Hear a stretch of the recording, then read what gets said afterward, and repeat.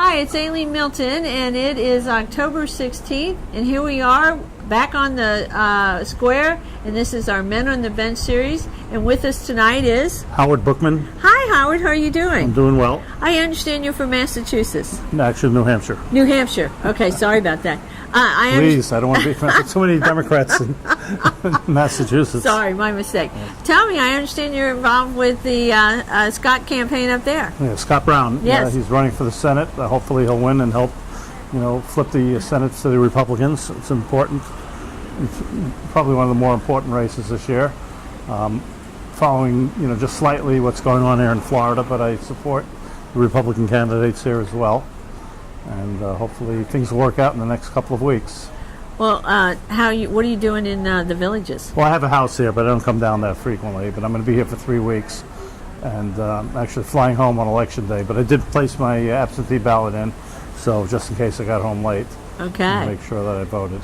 Well, I saw the polls the other day that Scott Brown is leading up there finally. Oh, well, that's good news. That's good news. It's a very important race.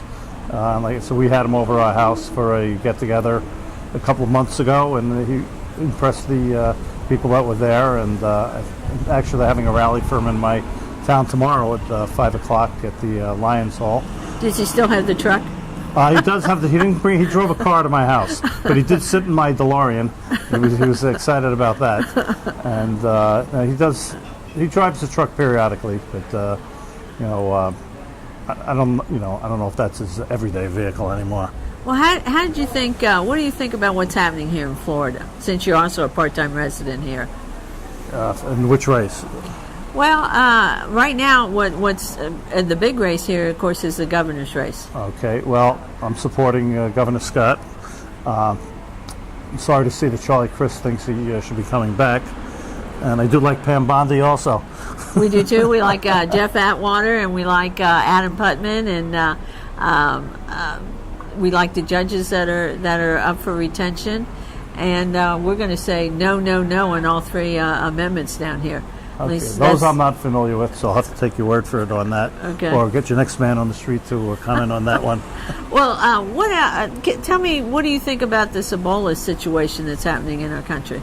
Well, hopefully it doesn't happen in our country any more than it has. And I think it's been mismanaged by the president. I think they should close the borders, and they should close down the airports out of Liberia until they know exactly what's going on. I don't think it makes any sense. The president certainly isn't a medical doctor, and I don't trust his judgment on a lot of other things. Well, are you flying back to? Yes, yes, I am. And how do you feel about getting on a plane right now? Well, after this last incident, I'm not too concerned about flying from Orlando to Manchester, New Hampshire, but my daughter is a doctor, and she periodically goes to Africa. She's not going this year because she's having a baby, but I'm concerned about anything that's going on over there. Why bring in something that's such a deadly disease to our country for no good reason? Well, I think we got a great hospital system, but the truth is we're not really, I don't think we're totally prepared for it, or do you? No, I mean, if you see what happened, the people are getting sick of the medical personnel. So, and they're taking all the presumed precautions, and they're still getting sick. I mean, I wouldn't want to take that chance. Yeah. Well, let me, the Villages Tea Party recently did a survey of the top 10 things that we think are a concern for our country. What would you consider your top item that needs to be addressed with the new Senate in 2015? There's so many. Obviously getting the economy back on track is important. Defeating the terrorists around the world, taking a firm stand and not a wishy-washy stand like they're taking, standing with our friends in Israel instead of giving them the back of our hand. Those are things that I think are important. I think our top number one was national security, and I think second was the immigration problems we have in this country. And even on the immigration, we first want the border secured. We want more guards on our border. I mean, think about if the Ebola spreads to South America, about the influx that will take place in this country. I mean, why did this guy from Africa come over to our country to begin with, knowing that he had been in contact with a person who had died from Ebola? Well, people lie all the time about, he said he wasn't in contact, but he obviously was. I mean, our government lies to us about a lot of different things. They lie to us about Benghazi, the IRS, and a zillion other things. So you can't take people's word. You have to make sure that they don't come in. Well, what do you think about his family now turning around and suing us, suing the hospitals and basically our country when he shouldn't have been here to begin with? That's the American way. To sue people, you know. Well, do you think maybe he we acclimated very well to our country? Yes, he sure did.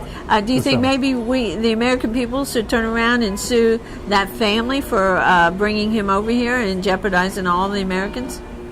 Well, it would be a symbolic gesture. You know, I don't know what we'd recover from his family. I don't think they have too much in the way of money. I think we should make sure there are no more people like him. Should be the real step. Okay, well that brings us up to sort of the next issue of what took place. We recently published an article about our visa program. He was an unemployed male. He was single. He really didn't have any reason to come into this country, and at the same time, he was able to get a visa. What, do you think we need to have better control over our visa program? Definitely. Yes. Definitely. Well, you know more about it than I do. But here's my buddy I'm supposed to be meeting. Okay. Well, we'll wrap this up here. I appreciate you being nice with us tonight, and God bless you. If you can get a double XL on the Tea Party shirt, I'll get one. Okay. Well, I can tell you where we definitely have our source. All right. Okay. Is it on camera? Do you want to say it? Or? We buy our T-shirts from Custom Apparel right here in the Villages. He's a sponsor, and you can go right over to Custom Apparel, and you can buy any shirt that he has in stock, or you can order it. Or you can actually bring a shirt that you like, and he will put the Villages Tea Party logo on your shirt. Okay, now what's his address? His address is, what is the name of that place over here? It's right off of Morris Boulevard. No, it's not Buffalo. It's, oh my goodness. Southern Trace Plaza. Trace Plaza, all right. Okay. All right, folks, you heard it here. Thank you very much. God bless you for being with us. Oh, my pleasure. Nice meeting you. It was nice meeting you.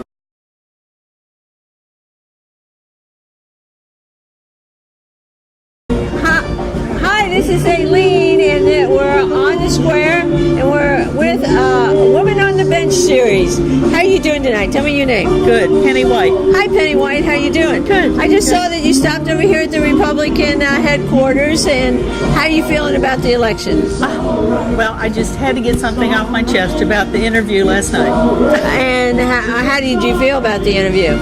Well, I felt like Governor Scott has so much more to offer, but it's not coming across in his demeanor, and his warmth isn't being shown, and he's such a good candidate. He is. He's a good guy. I've met him. I've also met his wife, Ann, who's just, oh my goodness, she's one of the most lovely women I've met. And do you think maybe they set Scott up to get him off of his game last night by the stunt that Charlie pulled? Oh, sure they did. Yeah. Sure. Yeah. I think so. And the media has picked up on that, and I mean, it's like, run with it. It's like, give me a break. Right. That was so obvious, and then they made Scott to look sort of like he wasn't prepared. He was very prepared, but anybody who does something like that has a tendency to unnerve you. And I think Charlie Crist and the moderators of that debate and the audience needs to come out and apologize to Governor Scott. What do you think? They won't, but I would like to see them do that. But that will never happen. Well, let's tell the camera here. What do you think that Scott should ask for after last night's debate? You know, as far as the debates? Well, I'm saying that the stunt they pulled, do you think that Charlie Crist and the moderators and the audience down there owe Scott an apology?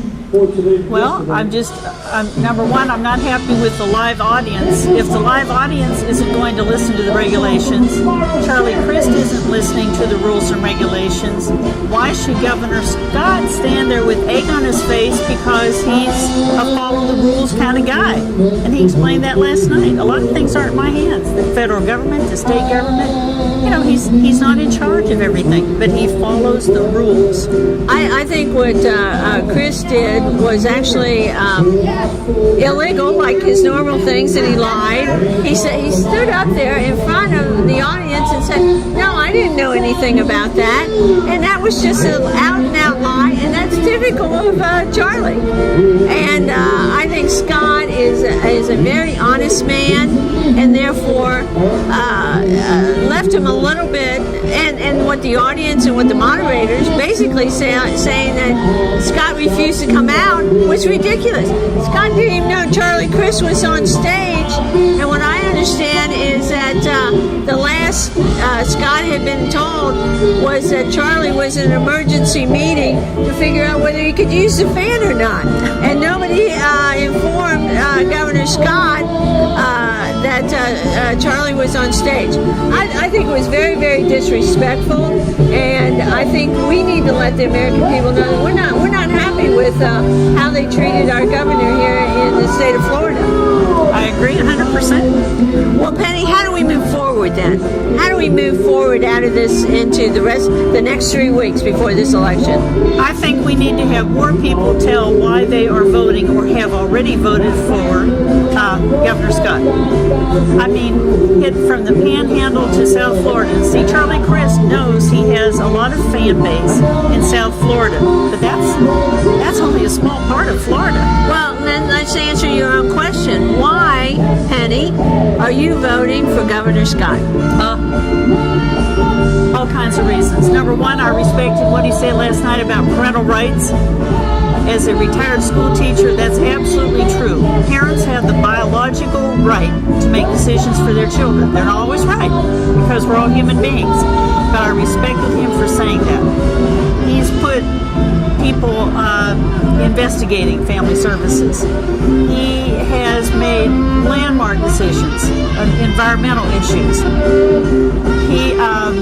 He's somebody that we can respect and listen to. I think women need to understand too that he's also lowered the unemployment for the women here in this state. And Charlie is in his advertising lying, threatening women with untrue facts, like saying that Governor Scott is going to do something about Roe v. Wade. I mean, no governor can take Roe v. Wade. It's the Supreme Court.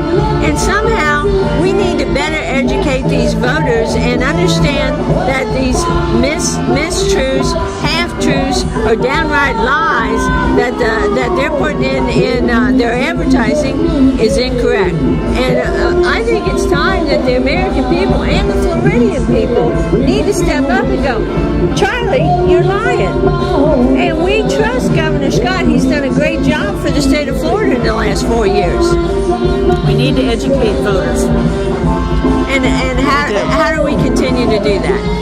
We need to tell why we're voting for Governor Scott, why hardworking people are working for Governor Scott. And we can interview 1,000 people and get 1,000 different answers, and they're all valid answers. Okay, well let's reverse it. Okay, let's play a little devil's advocate here. Tell me why you wouldn't vote for former Governor Crist. Well, I'm a retired teacher, and he certainly wasn't pro-teacher. When you swear your allegiance to a party or an affiliation or an organization, unless that organization or whatever changes its avenue or stream of thought, you stick with that. It's called loyalty. That's why we're all Americans. But Charlie Crist, all we're saying, he's flipping. He is flipping. Yeah, he's flipped on every issue. Everything. Every issue. I don't understand why the Democrats think that he'll be loyal to them. His next goal is D.C. It's never been about Florida. Right. He's just is a very frustrated politician because he ain't going to get there. We are not going to let Charlie Crist back into Florida politics, nor are we going to help him get to D.C. Heaven help our country. Heaven help our country. Peggy, thank you for being with us tonight. I've enjoyed talking to you. And this is part of the Women on the Bench series. Thank you. Sure.